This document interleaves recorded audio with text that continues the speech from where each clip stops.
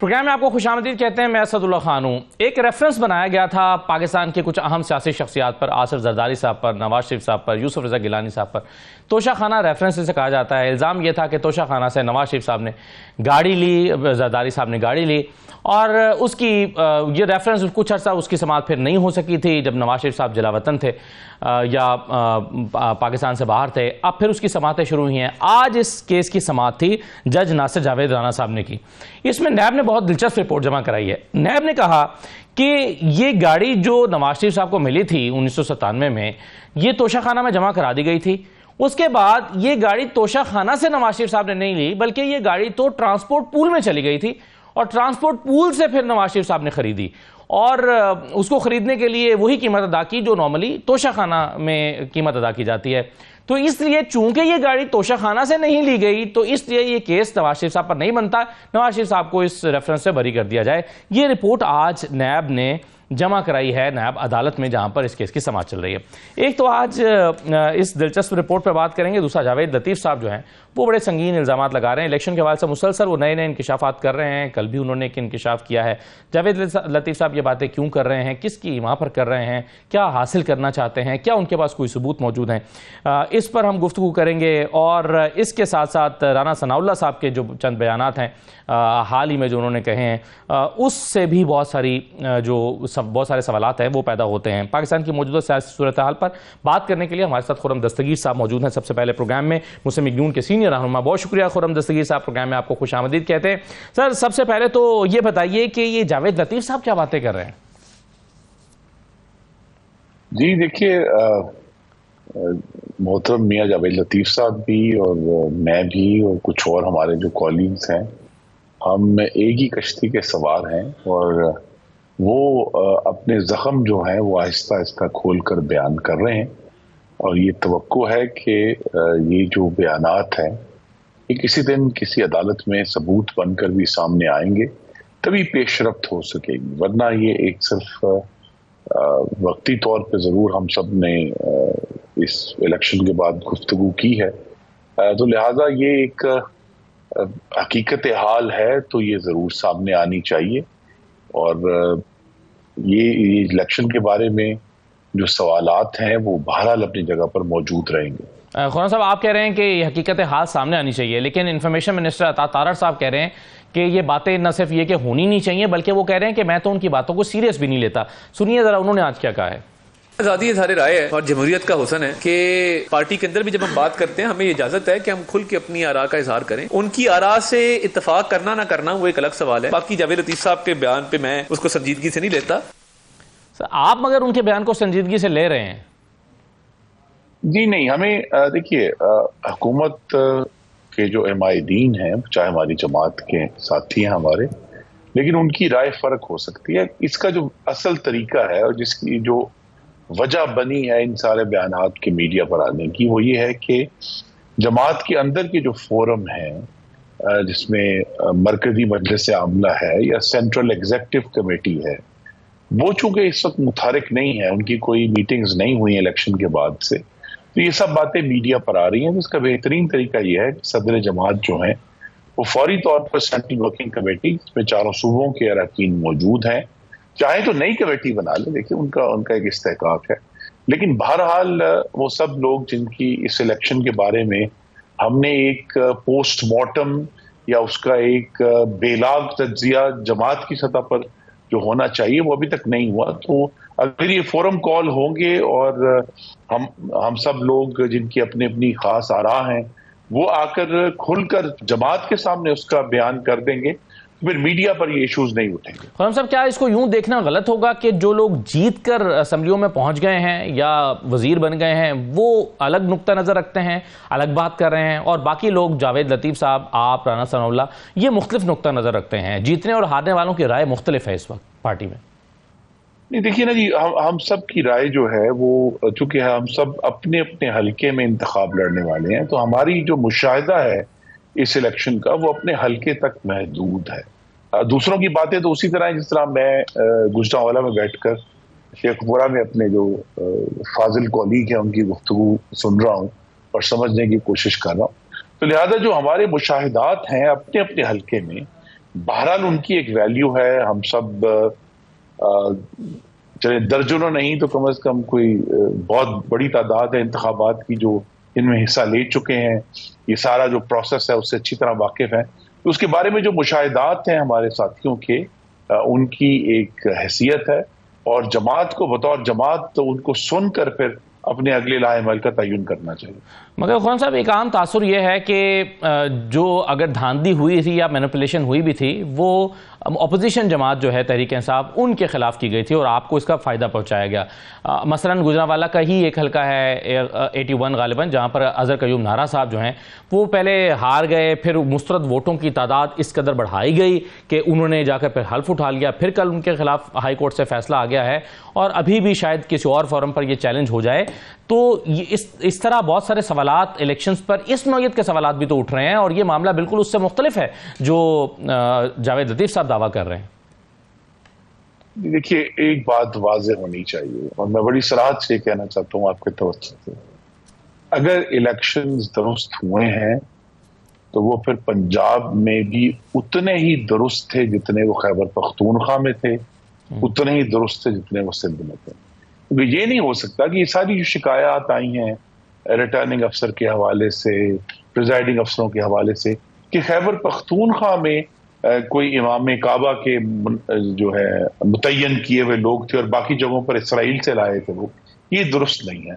तो लिहाजा अगर ये इलेक्शन दुरुस्त था तो पूरे मुल्क में दुरुस्त था, और अगर कभी ये साबित होता है कि इलेक्शन दुरुस्त नहीं था तो फिर पूरे मुल्क में दुरुस्त नहीं था। तो लिहाजा ये कहना कि सिर्फ जो है वो उसके एक जमात के खिलाफ हुआ है, ये और बात है कि आज मौलाना फजलुर रहमान उसी जमात से गुफ्तगू कर रहे हैं, लेकिन मौलाना की तो शिकायत बड़ी वाज़ेह है कि उनका ये कहना है कि तहरीक इंसाफ के हक में धांधली की गई थी खैबर पख्तूनख्वा में, जिसका नुकसान उनका हुआ। तो लिहाजा ये जो इलेक्शन कमीशन ने पूरे मुल्क में बैक वक्त ही ऑपरेट किया है, तो ये जो कहना कि किसी एक जमात के हक में था, ये खिलाफ है, मैं इसे बिल्कुल मुस्तरद करता हूँ। नहीं, मगर खुरम साहब, जैसे पंजाब में बहुत सारी शिकायत ऐसी हैं जिसमें हारने वाले लोगों के पास फॉर्म 45 मौजूद हैं और वो या तो ओवर राइटिंग हुई है जो कि विजिबल है, नजर दिखाई दे रही है, और या फॉर्म 45 और 47 का नतीजा मैच नहीं कर रहा है। ऐसे बहुत सारी मिसालें मुख्तलिफ हल्कों की मौजूद हैं, लेकिन ये मिसालें लेकर खैबर पख्तूनख्वा में हारने वाले उम्मीदवार हमारे सामने नहीं आए, वरना वो भी सामने आकर कहें कि ये देखें मेरे पास पूरे फॉर्म 45 मौजूद है मगर तहरीक इंसाफ के उम्मीदवार को जबरदस्ती फॉर्म 47 पर जिता दिया गया है। मौलाना फजलुर रहमान भी कोई ऐसी मिसाल पेश नहीं कर पा रहे। हम सबको कम से कम प्रोपेगेंडा के हवाले से तहरीक इंसाफ से बहुत सीखना है, और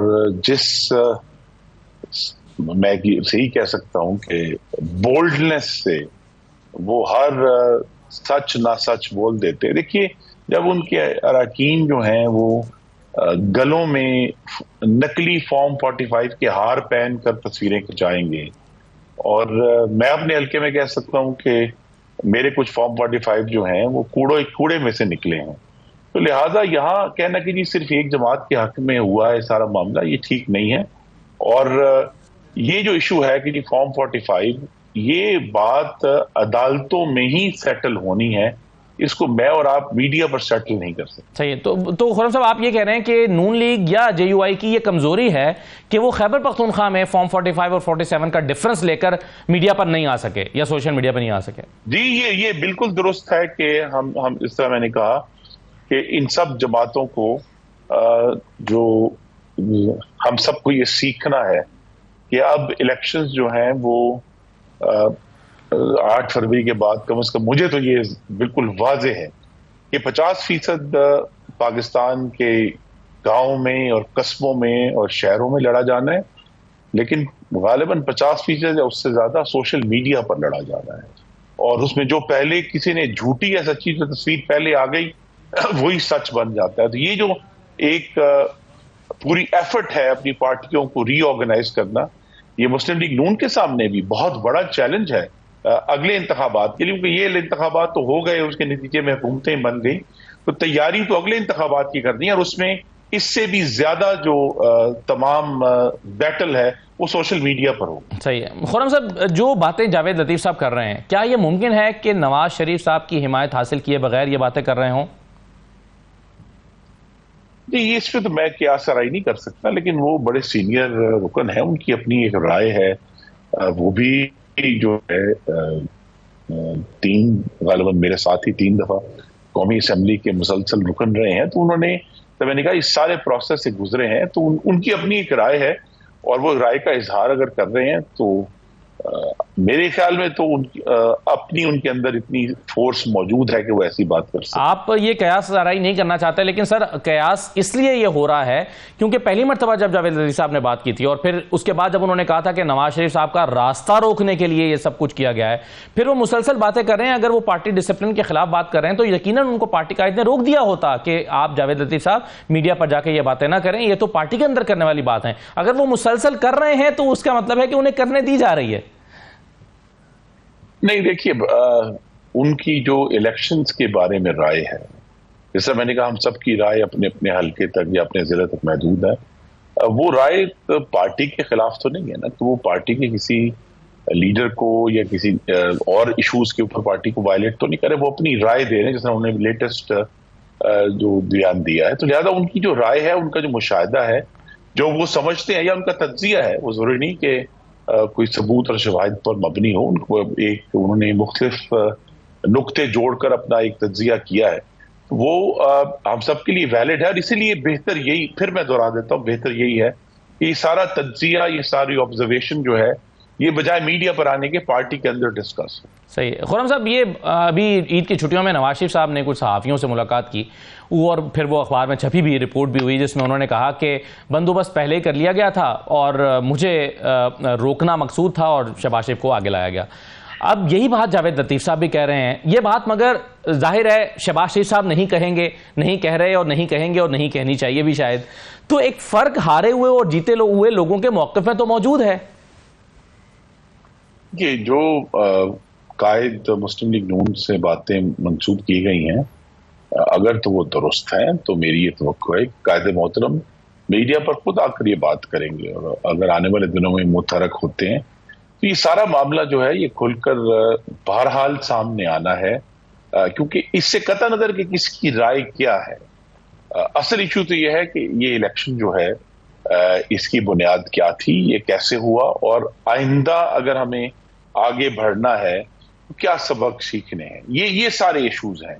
जो नताइज हैं वो आकर उनकी बुनियाद पर हुकूमतें बन चुकी हैं, और जितना हम इनसे ज्यादा से ज्यादा ये सबक सीख सकते हैं कि हमने आगे कैसे बढ़ना। जिस तरह 2013 में एक बहुत बड़ी, आपको मालूम है, फितना फसाद हुआ इस मुल्क में, 126 दिन का धरना हुआ, हम इस्लामाबाद पर हमले हुए, पाकिस्तान टेलीविजन पर कब्जा हुआ, पार्लियामान का जंगला टूटा, लेकिन उसका जो नतीजा था वो किसी धरना या जलसे से नहीं निकला। उसका नतीजा ये निकला कि इलेक्शन एक्ट 2017 जो है वो पार्लियामान ने पास किया।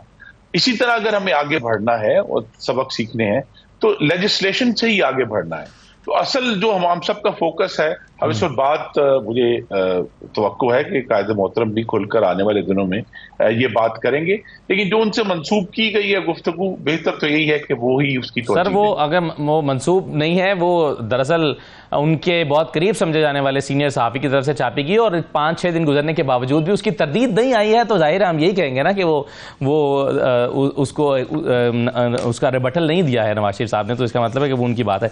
एनीवे सर, वो फिर यही है कि आप बड़े कोहना मश्क सहाफ़ी हैं, फिर इसका नतीजा यही है कि मेरी आपसे ये भी एक तवक्को भी है कि ये जो इसकी एक्सप्लेनेशन है वो कायदे मोहतरम ही बेहतर दे सकते। चले, हमारी दस्तरस में नहीं है वो, हमें अगर रसाई हासिल हो तो हम उनसे मजीद पूछ सकते हैं ये, और अगर आपकी मुलाकात हो, आपकी दस्तरस में तो है, तो आप जरूर पूछिएगा, फिर हम आपसे पूछ लेंगे। ये एक चैनल बना, जरूर जी, ठीक है। अच्छा खुर्रम साहब, मैंने शुरू में एक नैब की रिपोर्ट का हवाला दिया है। ये नवाज शरीफ साहब ने गाड़ी ली, उस पर बहुत तनकीद आज तक होती रही। अब ये पता चला कि नहीं, उन्होंने तोशा खाना से तो नहीं ली ये नैब, खुद वो नैब जिसने खुद ये रेफरेंस बनाया वही नैब अब कह रहा है कि नहीं, उन्होंने तोशा खाना से नहीं ली, ये तो ट्रांसपोर्ट पूल से ली। लेकिन दिलचस्प बात यह है कि ट्रांसपोर्ट पूल से भी सिर्फ 15% जो है वो करके ली, अदायगी करके ली। तो ये थोड़ा हैरानकुन रिपोर्ट नहीं लगती सर? जी, इसमें दो बातें हैं जी। एक तो फिर साबित हुआ है कि नैब का इदारा जो है वो अपनी तमाम अफादियत और उसका जो मौसर होना है वो खो चुका है, और हमें पाकिस्तान में एहतसाब के लिए एक नया आगाज करना पड़ेगा। जो मौजूदा ये तरीक़ेकार है दुरुस्त नहीं है, और इससे बार बार इस किस्म के अजीब व गरीब कंफ्यूजन जो है वो पैदा हो रहे हैं। एक तो ये बात है। दूसरा ये है कि बिल आखिर हमारी तवक्को जो है वो पाकिस्तान की अदालतों से, जजेस से ही है कि ये फाजिल जज साहिबान की रखें। देखिए, एक मयार है जिसका सब शहरियों पर यकसा तयन होना है। अगर एक मयार, चाहे वो मियां नवाज शरीफ हैं या गिलानी साहब हैं, अगर वही उन पर और आने जो तमाम सदूर या वजीर आजम है उन पर रखा जाता है, उस पर हमें एतराज हो सकता है कि ये मयार ही ठीक नहीं है। लेकिन अगर मयार सबके लिए बराबर है फिर ये ठीक है। अगर मयार ही फर्क रखा जाएगा लोगों के लिए तो उस पर फिर दुरुस्त एतराज होगा। सही है। मगर खुर्रम साहब, ये जो नैब के हवाले से आपका भी एतराज़ है, ये आम तौर पर जो अपोजिशन में हुकूमतें हैं वो समझती हैं कि नैब को ख़त्म कर देना चाहिए, लेकिन जब हुकूमत में आती हैं तो तब वो ऐसा नहीं समझती।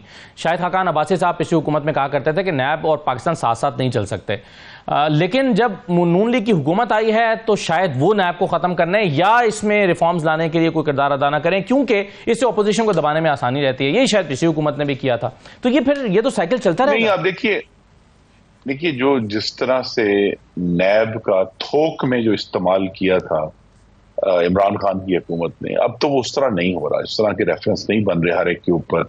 या उन्होंने थोक में पंजाब में एंटी करप्शन के केसेस किए थे हम सबके ऊपर, हम सबको दबाने के लिए, अब वो भी नहीं हो रहा। तो लिहाजा उसमें बहुत कमी तो आई है। और जो तरमीम पीडीएम की गवर्नमेंट में हमने की थी उससे जो शहरियों के जो हकूक थे जिन पर ये इल्जाम लगते थे उनको भी तकवीयत मिली है।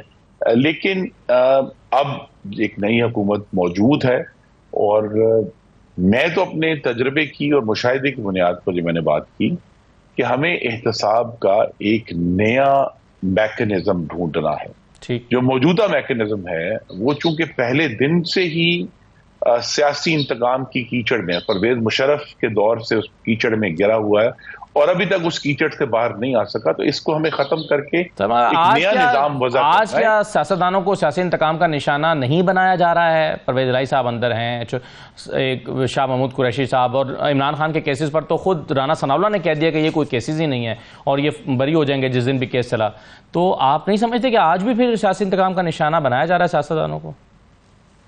जी, मैं ये समझता हूं कि जो 9 मई का रियासत पर हमला था उसको हमें धुंधला नहीं होने देना। चंद दिनों के बाद उसका पहला साल होने लगा है। तो मेरी तो, अगर जो मुस्लिम लीग नून की हुकूमतें हैं उनसे इस्तदा भी है और उनको मेरी मशवरा भी दे चुका हूं मैं बाकायदा तौर पे कि 9 मई के जो मंसूबा साज हैं, उसके जो सहूलतकार हैं और उसके जो करने वाले हैं, उन जिस पर एविडेंस मौजूद है, उसका नाम कोई भी हो, उन्हें सख्त तरीन सजा देनी चाहिए। जिन पर एविडेंस नहीं है जी साहब, जिन पर एविडेंस नहीं है जी, वो उनका नाम कोई भी हो, उन्हें फौरी तौर पर रिहा हो। मैंने तो 3 जिन नामों का नाम लिया, उनमें से तीनों जो हैं वो 9 मई के मुकदमात में अंदर नहीं है। वो तो कोई अलकादरी ट्रस्ट केस में है, कोई एंटी करप्शन के केस में है, कोई साइफर केस में है, तो या इद्दत केस में है, तो वो तो किसी भी 9 मई के मुकदमात में नहीं है। जी, तो वो फिर पाकिस्तान की अदालतें जो हैं वो ये तो नहीं हो सकता कि जब मुस्लिम लीग नून को सजाएं मिल रही थी तो तब कानून की हुक्मरानी थी और आज कानून की हुक्मरानी नहीं है। कानून की जिस तरह की हुक्मरानी तब थी वो आज भी है। सही है, ठीक है। बहुत शुक्रिया खुर्रम दस्तगीर साहब प्रोग्राम में शिरकत करने के लिए। नाज़रीन, एक छोटा सा ब्रेक लेते हैं, ब्रेक के बाद वापस आएंगे तो पीटीआई के रहनुमा रऊफ हसन साहब हमारे साथ मौजूद होंगे।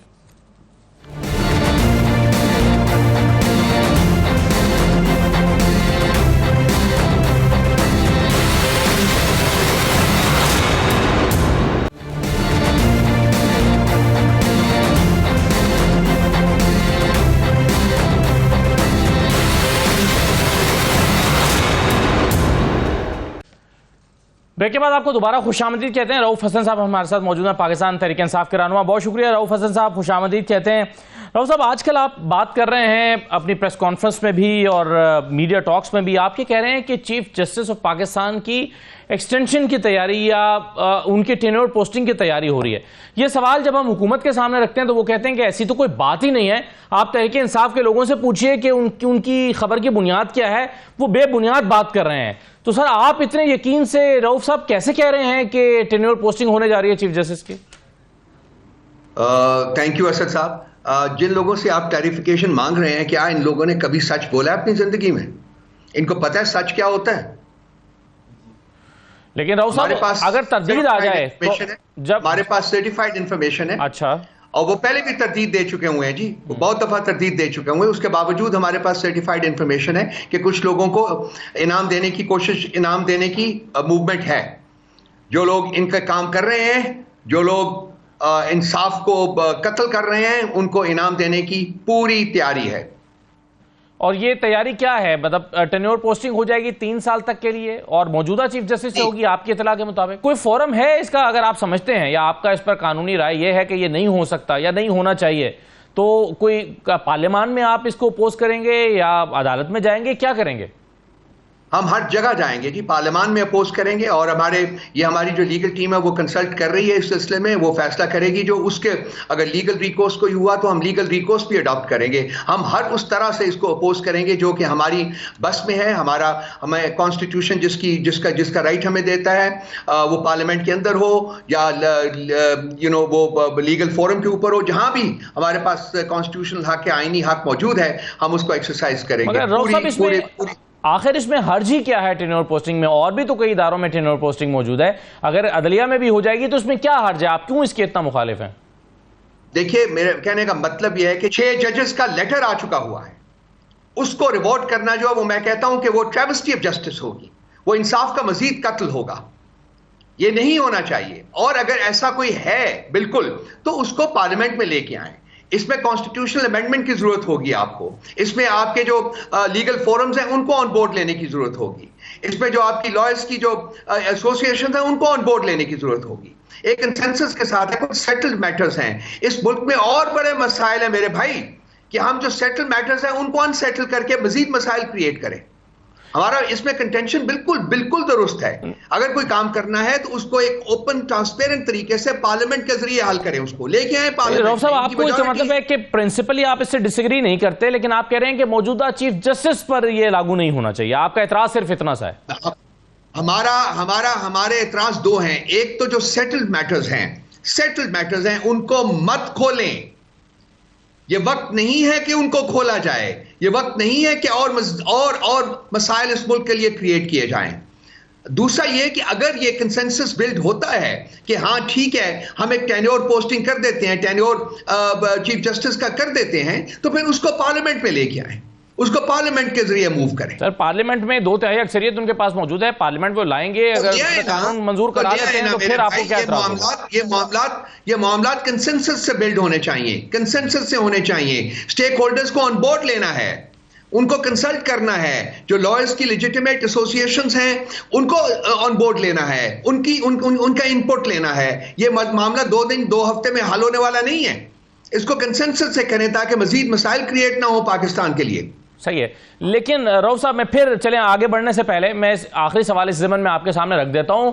अता तारड़ साहब कैटेगोरिकली डिनाई कर चुके, हमारे प्रोग्राम में दीगर मेहमान पिछले 2-3 दिन से शिरकत कर रहे हैं, मैं उनके सामने भी रख रहा हूं, पीपल्स पार्टी के लोगों के सामने, कमर जमान कायरा के सामने मैंने रखा। वो कहते हैं ये हवाई बात है, ऐसा कुछ हो ही नहीं रहा, तो ये किस बुनियाद पर शोर हो रहा है? अता साहब की फैमिली कोर्ट्स खरीदने में बदनाम है मेरे भाई, आप भूल गए हैं। वो ब्रीफ केसेस पैसों से भरे हुए जो इनके दादा जान लेके गए थे क्वेटा, वहां बलूचिस्तान हाई कोर्ट खरीदी गई थी। ये ना सच बोलते हैं ना कानूनी बात करते हैं। इनका कहना कुछ है, इनका करना कुछ होता है। इनके कहने और करने में तजाद होता है। लेकिन आप भी तो रऊफ साहब सिर्फ अपने एक सोर्स की खबर की बुनियाद पर ये प्रेस कॉन्फ्रेंस में बार-बार ये बात कर रहे हैं ना, आपके पास भी कोई डॉक्यूमेंट तो नहीं है, कोई क्रेडिबल चीज? भाई ये बात होगी, इनके पास कौन सा डॉक्यूमेंट है? वो तो कर ही नहीं रहे, वो तो कर ही नहीं रहे ना, इसलिए उनके पास डॉक्यूमेंट होना चाहिए। क्या ये हकीकत नहीं है कि इनके दादाजान ने बलूचिस्तान हाईकोर्ट खरीदी थी पैसे से? सर अब चलें, ये तो तारा साहब मेरे साथ शो में मौजूद नहीं है इस बात को डिफेंड करने के लिए, इसलिए मैं इस पर तो ज्यादा नहीं जाऊंगा, लेकिन मेरा करप्शन इनके खून में नहीं बहती। हकायक का सामना करें असद साहब। वक्त आ गया है कि हम सब लोग जिनका जमीर जिंदा है वो सच के लिए खड़े हों। सही है रऊफ साहब, अब मेरा तो पैमाना करप्शन को मानने का यही होगा ना कि किसी के कोई कॉन्विक्ट हो अगर अदालत से और अदालत कहे कि हाँ ये करप्ट है, इसने करप्शन की है, तो जाहिर है मैं तो बतौर जर्नलिस्ट उसी को करप्शन कह सकता हूं ना।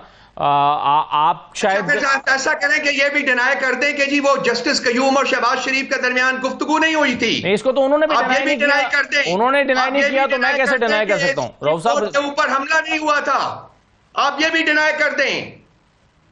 सही है, चलें आप मगर ये कह रहे हैं, मैं इसको कंक्लूड करता हूं इस टॉपिक को, आप ये कह रहे हैं कि आपके पास कोई डॉक्यूमेंट तो नहीं है मगर इंफॉर्मेशन है कि टेन्योर पोस्टिंग होने जा रही है।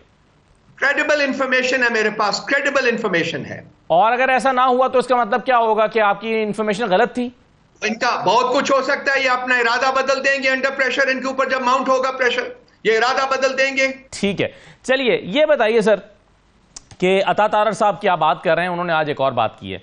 वो कह रहे हैं कि ये कंपनी नहीं चलेगी क्योंकि इनका पहला ही जलसा फ्लॉप हो गया। आपको मैं जरा उनका मुख्तसर सा उनका जो साउंड बाइट है वो सुन लीजिए। सर इंफॉर्मेशन मिनिस्टर है रऊफ हसन साहब, आपके नजदीक तो शायद कोई क्रेडिबल ना हो, लेकिन वो पाकिस्तान के सर वो प्राइम मिनिस्टर के इंफॉर्मेशन सर इस वक्त हुकूमत पाकिस्तान में रऊफ साहब वो इंफॉर्मेशन मिनिस्टर हैं।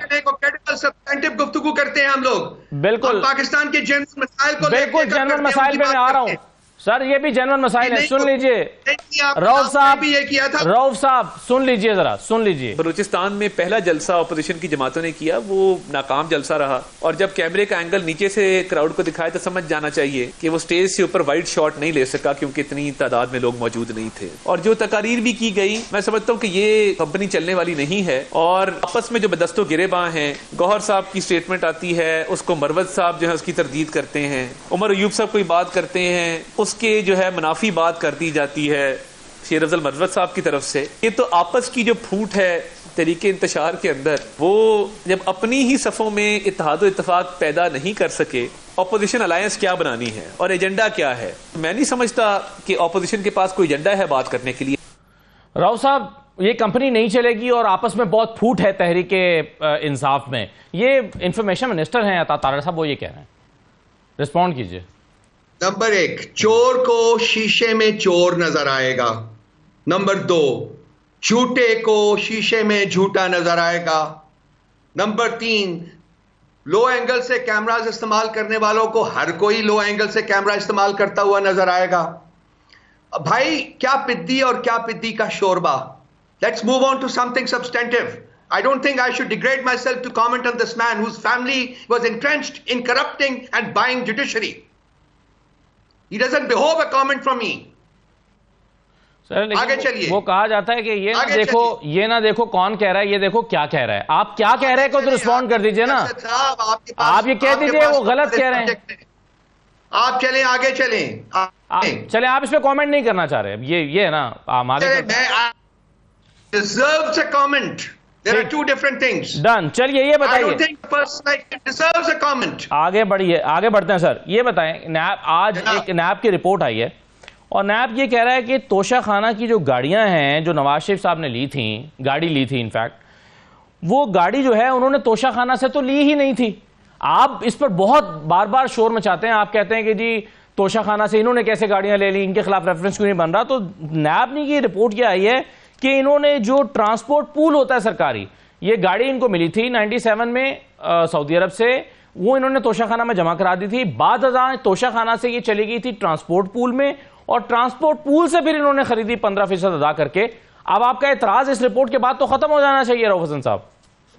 कोई खत्म नहीं होता। एक अदारा जो करप्ट हो चुका हुआ है, एक अदारा जो 15 दिन में अरबा रुपए के करप्शन के इल्जाम जो है उनसे व्हाइट वॉश कर देता है इस करप्ट आदमी को जिसका जिक्र आप कर रहे हैं। क्या उनकी बात के ऊपर यकीन किया जा सकता है? ये गाड़ी लैंड कैसे की ऑफिशियल पूल में? कहां से शुरू हुई, कहां पहुंची? सारी स्टेटमेंट दें, हकायक बयान करें, प्रूफ अपने सामने लाएं, नैब को चाहिए सब कुछ लेके आए, उसके बाद बात होगी। हम अपनी कंटेंशन पर कायम हैं। ये चोरी हुई गाड़ी है, इसके ऊपर मुकदमा बनना चाहिए। मगर रऊफ साहब नैब ने रेफरेंस बनाया, ये नैब ने रेफरेंस बनाया, स्टेटमेंट को मान लें। सर नैब ने रेफरेंस बनाया, नैब ही अगर जाके नैब कोर्ट में कह देगी कि जी इसको वापस लेना चाहते हैं और क्लीन चिट दे दें, तो आपको मुझे क्या एतराज होगा? आज की नैब में बड़ा फर्क है सर। ये आज की नैब में बड़ा फर्क, आपने तो ये मुकदमा बनाया नहीं था ना, जिसने बनाया कार बन चुके हुए हैं। जिस नैब की आप बात कर रहे हैं, ये जुर्म के शरीके कार बन चुके हुए हैं। कब से? इनकी किसी बात का एतबार नहीं। राव साहब ये चोरों और डाकियों को व्हाइट वॉश कर रहे हैं क्राइम से। ये कब से बन चुके हैं शरीके कार? सिर्फ ये है राव साहब, ये जो नैब के आप जो इल्जाम लगा रहे हैं, ये कब से शरीके कार बन चुके हैं जुर्म के? कब से हो रहा है ये अभी स्टेटमेंट उनकी आई है, वो ये साबित करती है। प्रूफ लेके आए फिर बात करेंगे सर। लेकिन ये जो कह रहे हैं वो 2023 से हो रहा है, 2018 से हो रहा है, 2013 से नैब ये कर रही है। ये मैं आपसे पूछना चाह रहा हूं, क्या 2018 में भी नैब ऐसी, 2018 से 22 के दौरान में भी नैब ने यही किया? मैं आपके पास, मैं जो मेरे सामने है केस में उसकी बात कर रहा हूं। इसके ऊपर हमने स्टेटमेंट भी रिलीज की है, उसको जरा पढ़ लीजिए। मेरा ख्याल थोड़ा सा जरा आप स्टडी कर लिया करें कि जो हम पूरी एक रैशनल स्टेटमेंट रिलीज करते हैं इन चीजों के ऊपर। जी, आपको मैं भेज देता हूं अभी वो स्टेटमेंट, देख लीजिएगा जरा। उसमें हमने अपने हकायक बयान किए। क्या हकायक हैं, जरा कुछ नाज़रीन के लिए बताएं जिन्होंने नहीं देखी।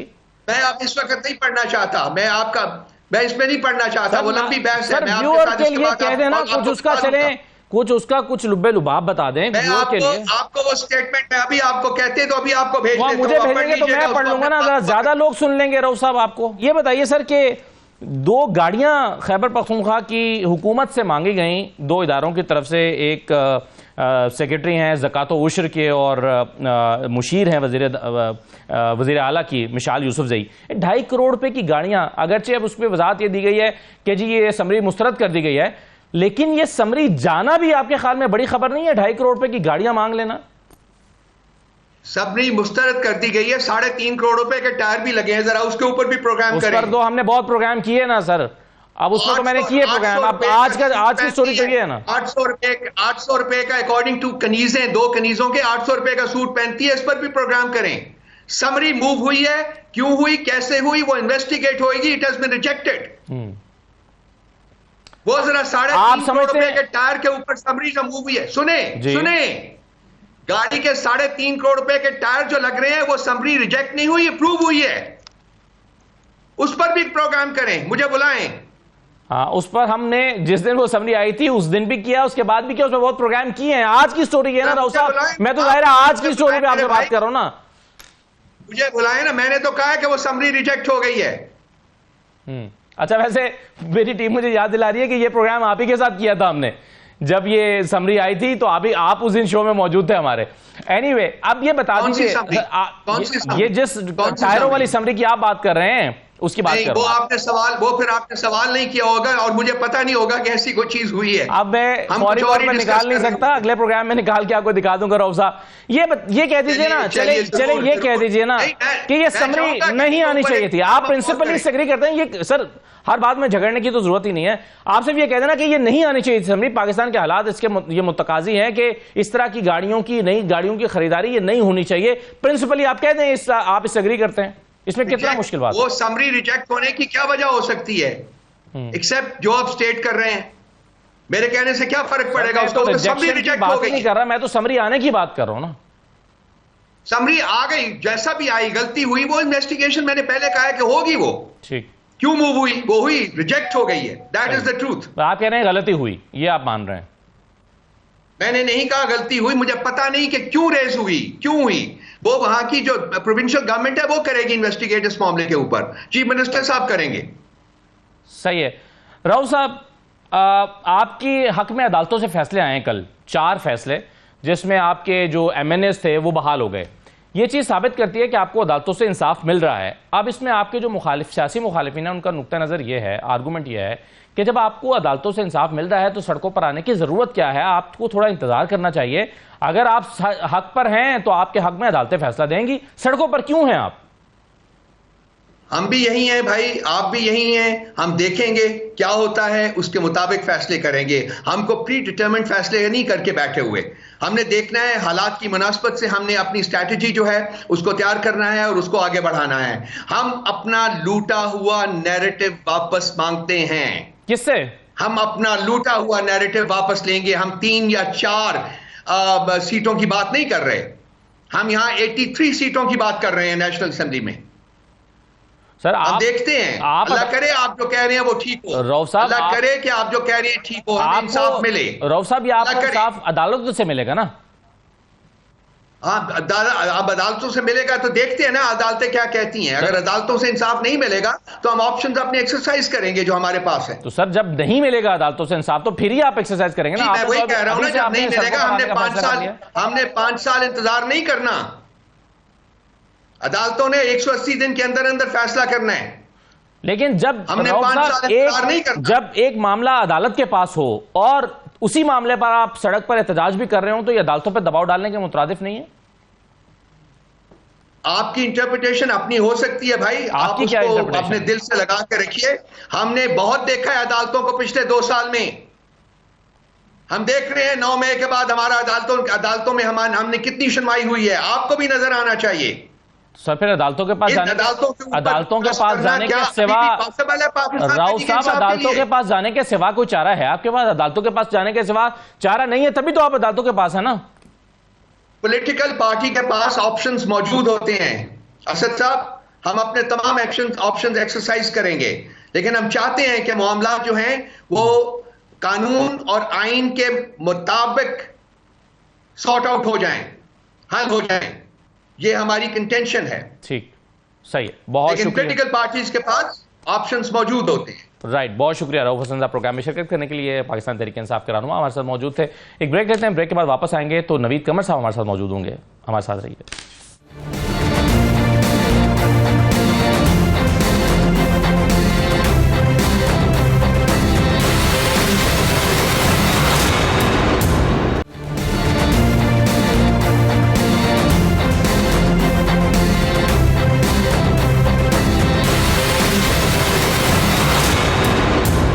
ब्रेक के बाद दोबारा खुशामदीद कहते हैं। हमारे साथ नवीद कमर साहब मौजूद हैं, पाकिस्तान पीपल्स पार्टी के सीनियर रहनुमा। बहुत शुक्रिया नवीद कमर साहब। अभी मैं खुर्रम दस्तगीर साहब के साथ भी ये स्टोरी डिस्कस कर रहा था। ये तोशाखाना से गाड़ियों का मामला है। आज एक बड़ी अहम रिपोर्ट सबमिट हुई है नैब कोर्ट में और इसमें यह कहा गया है कि नवाज शरीफ साहब ने जो गाड़ियां जो यूसुफ रजा गिलानी साहब ने उनको ऑफर की थी और उन्होंने खरीद ली थी, ये गाड़ी दरअसल तोशाखाना से नहीं खरीदी गई थी, ये ट्रांसपोर्ट पूल में चली गई थी और ट्रांसपोर्ट पूल से फिर यूसुफ रजा गिलानी साहब ने उन्हें ऑफर की कि आप चाहें तो खरीद लें और फिर वो 15% अदायगी करके खरीद ली गई। आपको इस स्टोरी में सर हमारा जो सवाल हमारे जहन में पैदा होता है कि अगर आप ट्रांसपोर्ट पूल से खरीद रहे हैं, एक तो ट्रांसपोर्ट पूल में जाने वाली गाड़ी को क्यों ऑफर किया जाएगा किसी को कि कोई खरीद ले और फिर सिर्फ 15% अदायगी पर? तो आपको इस रिपोर्ट पर उठते हुए सवालात तो उठते हुए नजर तो नहीं आ रहे सर? मेरे भाई, मैं इसलिए कमेंट नहीं कर सकता कि मैंने रिपोर्ट भी नहीं देखी और कोई मुझे ये बिल्कुल ही आउट ऑफ द ब्लू एक चीज आप पूछ रहे हैं। ये जरूर हमने देखा कि नवाज शरीफ साहब को केस से अलग कर दिया गया, लेकिन क्या उसकी वजूहत थी वगैरह ये शायद रिपोर्ट में हो, लेकिन मेरी नज़र से नहीं गुजरी। ये बात मुझे भी अजीब लगती है कि जो एंटाइटलमेंट होती है former president former prime minister को, वो तो तोशाखाना से खरीदने की थी, जो कि मुख्तलिफ टाइम्स पे उसकी पॉलिसीज मुख्तलिफ रही हैं कि इस ज़माने में आप जो है 50% पे, आजकल तो खैर वो 100% पे हो गई है, या कोई कुछ और पेमेंट करने से आप वो उठा सकते थे। लेकिन जाहिर है कि पूल की कोई गाड़ी है, फर्स्ट ऑफ ऑल तो खरीद उसकी फरोख्त क्यों होगी, लेकिन अगर फरोख्त होती भी है तो उसका पूरा एक प्रोसेस होता है, पेपर रूल्स अप्लाई करते हैं वगैरह। तो इस तरह से कह देना कि यहाँ से नहीं वहाँ से आया, वो नहीं समझ में। लेकिन आप ये कह रहे हैं कि आपको पूरी मालूमात तो नहीं है, लेकिन आपके जहन में भी वैसे सवालात पैदा हो रहे हैं जैसे हमारे जहन में पैदा हो रहे हैं। जी बिल्कुल, अब ये पूरी रिपोर्ट सामने आ जाए तो फिर ही कह सकते। सही है सर। आज आसिफ जरदारी साहब ने भी इसमें ये कहा है कि जी मुझे चूंकि अब सदाती इस्तिस्ना हासिल है इसलिए मैं इस केस का हिस्सा नहीं बन सकता। ये इस रेफरेंस में उनका नाम भी शामिल है। अगर ये केस में कुछ सब्सटेंस है ही नहीं, आप नहीं समझते कि आसिफ जरदारी साहब को सदाती इस्तिस्ना लेने की बजाय अपना नाम मेरिट पर क्लियर करवा लेना चाहिए? ये ज्यादा बेहतर होगा। और नो मेरिट, देखें ना, एक मुल्क का आईन और कानून है, उसके मुताबिक ये काम चल सकता है ना। तो उसके मेरिट पे तो डिस्कशन तब होगा जब उनके पास वो सिचुएशन ना हो ना। अभी तो कानूनी तौर पे सदर को किसी भी केस में नहीं लाया जा सकता जब तक कि वो सदर पाकिस्तान। सही है, बिल्कुल ठीक है। अच्छा सर, एक चीज़ और मैं आपसे जानना चाहता हूँ, एमक्यूएम काफ़ी अपने कंसर्न्स का इजहार कर रही है सिंध में अमन व अमान की सूरत हाल पर, और इससे बढ़कर उन्होंने वफाक से मदद तलब की है और वो कह रहे हैं कि जी आप यहाँ पर आकर ये इंटरवीन कीजिए, मदद कीजिए, क्योंकि सिंध हुकूमत तो नाकाम हो गई है अमन व अमान की सूरत हाल पैदा करने में। जो डकैती, राजधानी के वाक़यात में लोग मारे जा रहे हैं, आप इस मुतालबे को कैसे देख रहे हैं? देखिए, पहली चीज तो ये कि जो भी इस वक्त सर्कमस्टेंसेस है इस वक्त जरूर हाईलाइट किया जा रहा है और उसके क्या वजूहात है, उसके बैकग्राउंड को आप भी शायद जानते हो। लेकिन ये कह देना कि वफाक आगे सिंध को टेक ओवर कर ले, ये इनकी ख्वाहिश जरूर रही है, लेकिन ये कभी ना आईनी तौर पे पॉसिबल था, नहीं आज ये मुमकिन होगा। मेरा ख्याल है कि बजाय ये चीज़ें कहने के बेहतर है कि वो सिंध हुकूमत के साथ मिलके इन इश्यूज पे अगर कहीं फोकस करने की ज़रूरत है तो खुद बैठ के चीफ मिनिस्टर के साथ वो रिजॉल्व करें। बाकी ये मोबाइल का छीनना और जो मोटरसाइकिल पे लोग आते हैं, ये कौन सी अनयूजुअल चीज़ है? अच्छी बात तो नहीं है, लेकिन अनयूजुअल नहीं है कि जिसको इस वक्त इतना जो है हाईलाइट की जाए। मगर नवीद कमर साहब, इसमें अब अमवात की शरह में बहुत इजाफा हुआ है पिछले कुछ दिनों में। राजधानी की वारदातों के दौरान लोगों को मार के चले जाते हैं, तो इससे बेचैनी बहुत बिलखुसूस कराची शहर में बहुत बढ़ गई है। बात सारी ये है कि जाहिर है कि जब इकोनॉमिक सर्कमस्टेंसेस तशवीशनाक हद तक ख़राब हो जाते हैं, जो कि पिछले कुछ अरसे से रहा है, तो ओवरऑल एक क्रिमिनलिटी बढ़ जाती है। मैं उससे आपसे इत्तेफाक करूँगा कि ये नहीं होना चाहिए, लेकिन उसका जो अप्रोप्रिएट फोरम है वो या सिंध गवर्नमेंट है या सिंध असेंबली है, जहाँ पे ये बैठ के डिस्कस करना चाहिए, क्योंकि उसमें शराकत भी है, उनकी प्रेजेंस भी है और उनको उस चीज़ का फ़ायदा उठाना चाहिए। नवीद कमर साहब, आपकी बात से शायद कोई ये समझ सकता है या उसे गलत फहमी हो सकती है कि शायद आप उन्हें एक जस्टिफिकेशन फराहम कर रहे हैं कि मुआशी सूरत हाल जो है क्रिमिनल्स को मौका फराहम कर रही है या वो बढ़ रही है। इसकी वजाहत कर दीजिए। प्लीज नहीं, डोंट ट्विस्ट माय वर्ड्स। ये कोई आज यहाँ का फिनोमेना नहीं, ये तो एक यूनिवर्सल फिनोमेना होता है कि जब हालात खराब होते हैं। आपका क्या मतलब है कि एमक्यूएम के कहने पे हुकूमत को डिसमिस कर दिया जाए? क्या कहना चाह रहे हैं आप? इस तरह से ना करें। जो चीज है, एक ये फैक्ट है कि अगर जब गुर्बत बढ़ती है तो लोग जो है डिस्परेट मेजर्स पे आ जाते हैं। कोई पाकिस्तान या कोई अजूबा मुल्क तो नहीं है, सारी दुनिया में हिस्टोरिकली ऐसा होता है।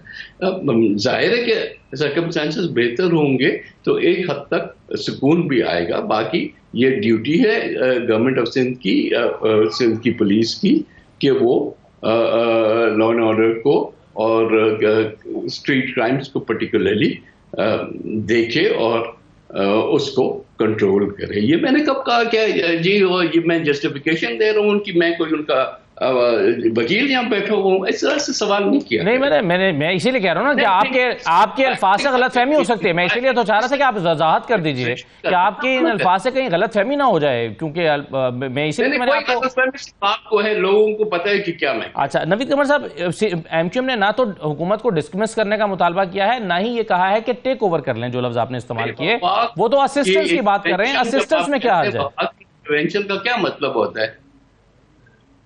वफाक के इंटरवेंशन का मतलब वफाक जो है वो कॉन्स्टिट्यूशनल जो प्रोविजंस है इमरजेंसी के वो इन्वोक करे ना। वो अब आजकल जो इस वक्त आइन हमारा कहता है उसमें एक बहुत ही मुश्किल सिचुएशन होती, तो वफाक के इंटरवेंशन की बात ना करें। जो जहां पाकिस्तान एक फेडरेशन है और चारों इकाइयां जो हैं उनकी अपनी अपनी जो है असेंबलियां भी हैं, हुकूमतें भी हैं, उनको उन फोरम्स पे हल कर देना चाहिए बजाय इसके कि कोई और इंटरवीन करे। हाँ, लेकिन ये जो आपने कहा सर कि मुआशी हालात जो हैं वो इस किस्म के होते हैं, तो मुआशी पूरे पाकिस्तान में शायद लाहौर और इस्लामाबाद और रावलपिंडी में भी इसी किस्म की मुआशी हालात है, लोगों के वो मुआशी मसाइल हैं, लेकिन कराची में क्राइम रेट ज़्यादा है और वहाँ पर शरेआम यानी कत्ल करने का जो रेट है, लोगों को राजधानी की वारदात, वो भी बहुत ज़्यादा है और 2008 से मुसलसल पीपल्स पार्टी की हुकूमत है। तो ये सवाल उठना भजा नहीं है पीपल्स पार्टी की हुकूमत पे?